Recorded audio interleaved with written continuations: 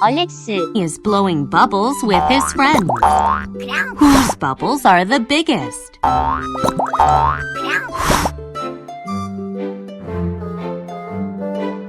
Whoa!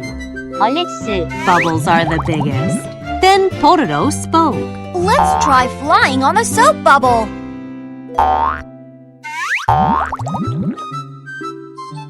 When Pororo spoke, friends climbed up to the bubble. Then the wind blew, and it blew the bubbles far away. The bubbles flew over to a flower garden that had many pretty flowers. They also gave a ride to Petty, who was watering the flowers. Wow! That looks really fun!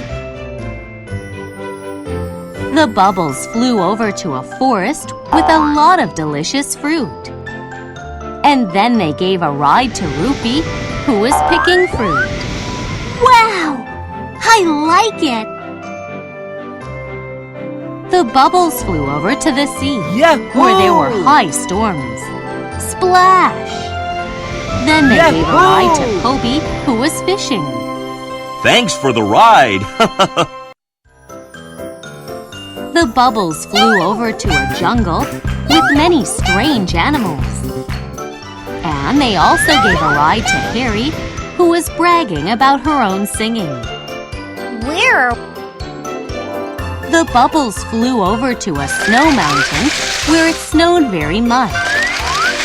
And they also gave a ride to Eddie, who was skiing.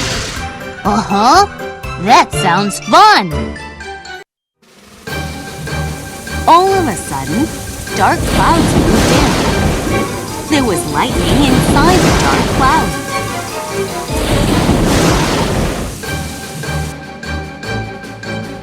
The bubbles couldn't run away from the dark clouds because they were too heavy. In the end, the bubbles were drawn into the dark clouds. When the bubbles popped, friends fell to the ground.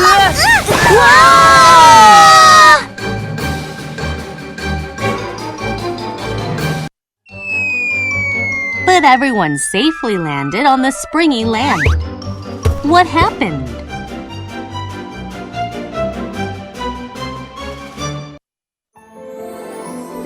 Aha!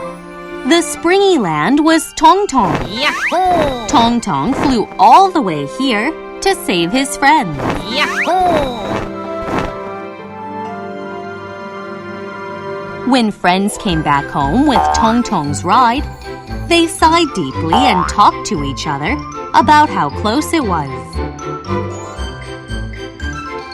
But soon after, they smiled and shouted together. So Bubble traveling is really the best.